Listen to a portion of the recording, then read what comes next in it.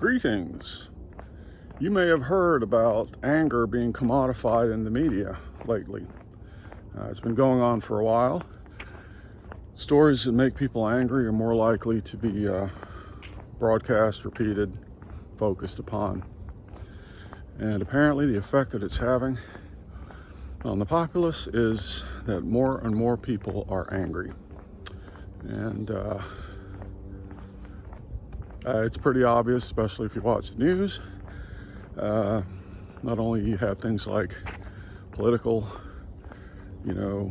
riots, insurrections, or whatever, but then you also have things like kids in school, elementary schools even, getting angry and having access to guns and going to school and expressing this anger that they have. So if you can take someone and show them a bunch of stuff and make them angry, it's a pretty formidable method of mind control. And I think with that, it's based partly on fear. So there's got to be some fear element to get your attention, to make you worry. And then, oh gosh, I have to do something about this. I have to be angry, I have to go get a gun, I have to be ready for this disaster. So it's increasing the vibration of fear that's out there.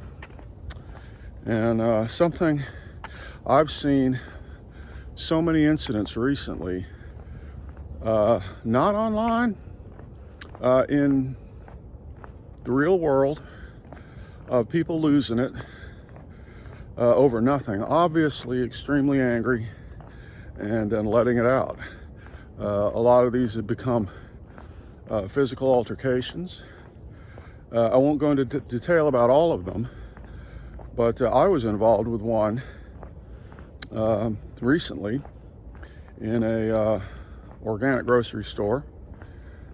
And I was in the store and been in there a lot. I won't name it, but they're always very helpful, very polite, and never had any kind of trouble there of any kind. As a matter of fact, when my wife and I go there, we actually, it's more enjoyable than, say, Piggly Wiggly or Food Lion or Publix or something like that.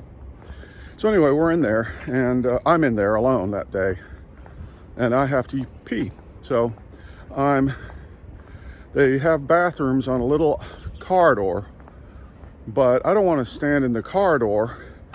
Both bathrooms are occupied. I don't want to stand in there waiting, because if some nice lady is coming out the door, she's just done number one or two, and then the first thing she said, oh, here's a person right here, while you're coming out of the bathroom. It's just not very considerate or nice or polite. So I don't do that. So I was standing back in the store, keeping an eye on, the bathrooms sort of from afar. And it was taking a long time. Didn't know what they were doing in the bathroom. So I walked around a little bit, then I would come back and look again. So I did that a while, and the pressures are building up in my bladder. And then I come around one time and I look, and there's a guy standing there, kind of young guy. He's an employee. He's leaning up against the wall, right between the two doors, what I would not do.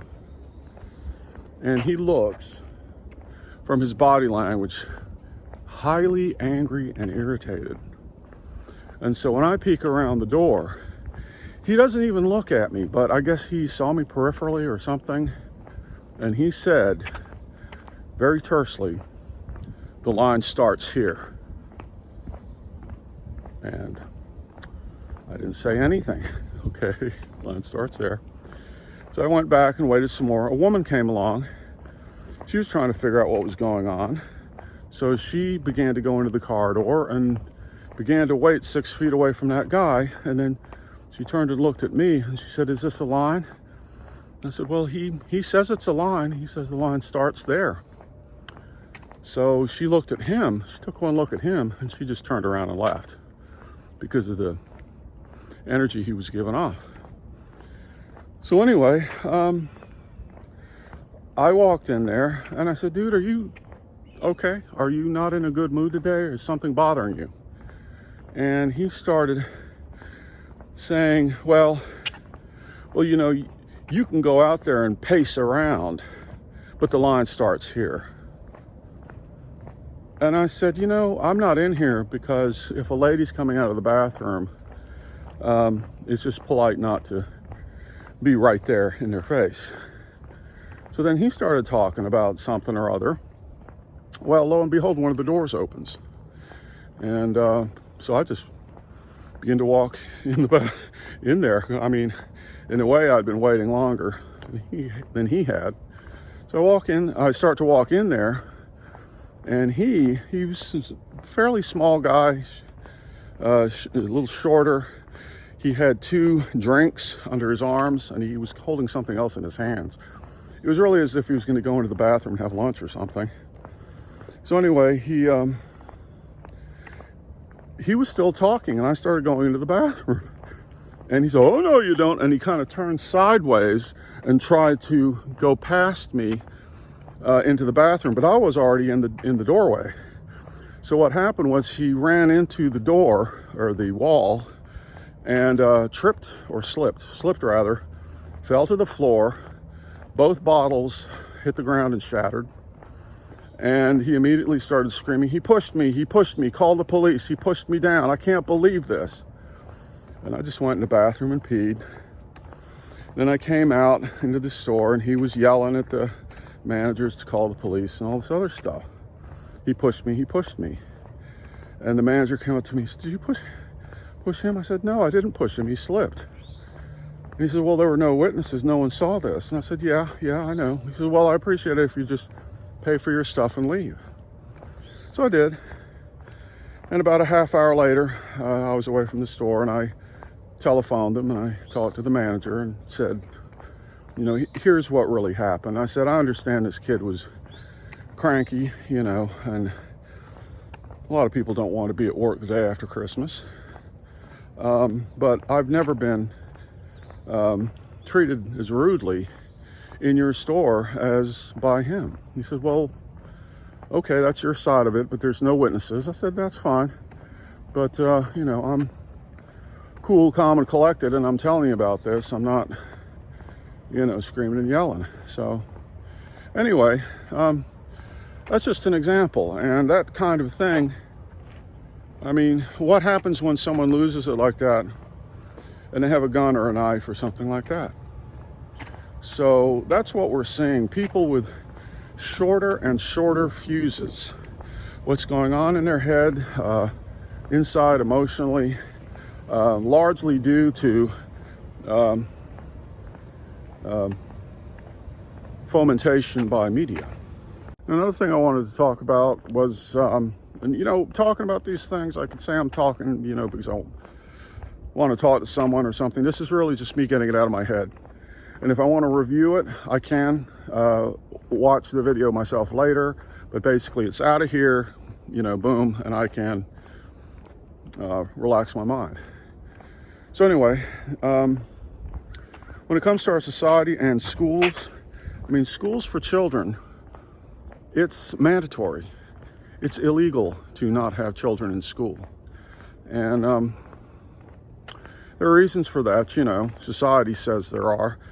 And basically, you know, children are in school learning all these things. We're teaching them, you know, English and mathematics and all these other things. But then you go out in the world, go anywhere, you know, go to Walmart or something like that. Is anyone using any of these things? Well, they're speaking the English language, but they're not writing books. They're not solving math problems. You know, they're not doing science. They're not doing algebra. These are all things that we promote for them, which we think are going to be helpful, but have not helped us. They're not working for us at all, or at least not to any large degree. So with this education idea, if you look at indigenous people and Aboriginal people and so on, children are allowed to learn by observation. And children learn 90% of what they do learn from observation. So basically, they just are around the community. elders, parents, other children, teenagers, whomever, and they see what's happening and they become a part of it. And what happens with the other model, our model, is that they don't become a part of anything. In a sense, it's emotional abuse to continually test children and make them feel bad if they fail, make them feel anxious and fearful. So these tests, when you've gone through that for how long, how many grades, and then you're an adult now and you go out into the world and you're conditioned. Everything is a test. Everything is a test. I have to pass the test.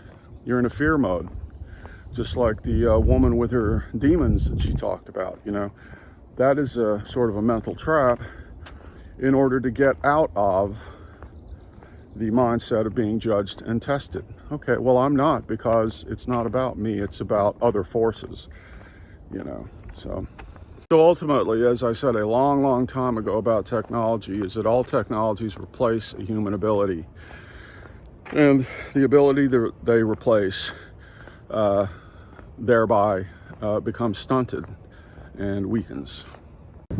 So it's weird, because it's a promise of, you know, informational freedom, yet it's a limitation. So some people might say, oh, well, you know, I got to do a conference call or attend something that I wouldn't have been able to otherwise. It's like, you know, that's really stepping back to an older technology, which would be a telephone call or something like that. It's using the internet for that. Anyway, what I might add to that is that the media, who has found it profitable to promote fear-based dramatic material over anything else, over other things that might be a little, you know, more constructive or intelligent, they are responsible. They bear a level of responsibility for these events that are happening, and I think they should be held responsible legally for contributing. It may be hard to track the path of a bullet from A to B. Well, no, actually that's easy. Harder to track something like a, you know, Facebook promoting cult things or whatever. But anyway, yeah. You know, to clarify a little more about what I was talking about yesterday, not yesterday, last week, about the internet limiting perspectives. You know, what I'm trying to say about that, I don't know, to me it's clear. Other people will hear it and take away some aspect of it and focus on that and kind of miss the big picture. But in a way, that's what this is about. It's about the big picture. So it's as if, okay, the internet now gives you access to all this information globally, all over the place, but you can only look down a toilet paper tube when you're looking at it. So, yeah, you can see one thing at a time, but you can't see what's next to it. Another thing that is somewhat related is what can happen online when people talk about mystical experiences, specifically not so much nirvana and enlightenment and things like that, but although those can qualify, but also near-death experiences. So, for example, there have been cult leaders out there. There was one guy, he was from Scandinavia somewhere, came over here for a while, was operating something, I think, out of Arizona, Sedona, maybe. And what he basically said, you know, he's teaching people about reincarnation, things like that. And he basically said, well, if you don't like your life, kill yourself, you know, come back somewhere else. And what happened was some people did. They jumped off cliffs and things like that, and he was responsible for that. And so there were lawsuits against him. He wound up having to leave the country. And anyway, I saw something like that similar yesterday, a little mini documentary about the afterlife. And it's like, well, you know, I mean, I've had mystical experiences myself. Why should I talk about them? Because basically, if you haven't had one, there's not really much point in going on about it, because all you'll do is take away from it whatever you can use to, you know, look smart, to dominate, and so on, like all people seem to do. Hold on. So anyway, in this little mini documentary, they talk to people who've had these experiences, and they have some narrative in the background from Alan Watts, who studied metaphysical stuff for most of his life, went to India, China, places like that. As I understand it, he died drunk, which kind of makes you wonder. It's like, well, why would you need to be drunk? But anyway, who knows? So anyway, toward the end of this thing, he's basically glorifying death. It's like, don't be afraid of death. Welcome death, It's a wonderful, wonderful thing. And I don't know if they understand just how irresponsible it is to be saying something like that, especially in a climate like in our society where suicide is so rampant. Young people are considering suicide all the time. The figures on it are through the roof. So I don't usually comment on things like that, but in this case, I said, your comment that you have here is very likely to, could easily cause a suicide case. And so anyway, just goes along with how much people blabber and what it gets used for ultimately. As I talked about before, with the Earth mind, with the human disconnect from the universe, everything tends to get used for domination. Now, hopefully, to wind it up, I'd like to talk about something relating to a conversation I had with someone, face-to-face conversation at an Indian restaurant with a close friend of mine, and it was about EMF radiation, electrification, and 5G. Now, I did a video about this quite a while back, but the whole point about this, it of course does get ignored. 5G is looked at as a conspiracy thing or ridiculous or unscientific, the dangers of it. But when you look at electrical forces in the natural world, the human body uses electricity, the brain, the nerves, cells, mitochondria. All these parts of the body use electrical forces, voltages, which are extremely delicate, subtle, very low levels of energy. Also, there's a charge in the environment. So the upper atmosphere is positive, the ground is negative. Animals outdoors, or people, if they're barefoot, will have the charge coming in through the top of their bodies, traveling down meridians, acupuncture meridians as we call them, into the ground, which is essential for health. Grounding, it's called, or earthing. Some people are doing that and promoting that and trying to reestablish this electromagnetic connection with the earth, which was, the natural norm for forever. But anyway, so now you've got this interruption by electrical technologies. So every time, and I've said this before, every time there's been an increase in electrification, illnesses go up. So it's considered to be a conspiracy theory thing that COVID and 5G are related, but it's not that 5G created the virus. It just simply opened up an environment for the virus to invade. So it's basically been tested in laboratories with all kinds of animals. It's like when you expose the animals to these higher levels of radiation, then the cells respond. So to not expect them to respond is just absolutely ridiculous. I have heard some people say, well, those levels of radiation, they're nothing compared to what's coming from the sun. It's like, well, glad you mentioned that, because when there is increased solar activity, it does affect human health. There again, it's been, studied scientifically. There are records of when these things happen throughout history. So anyway,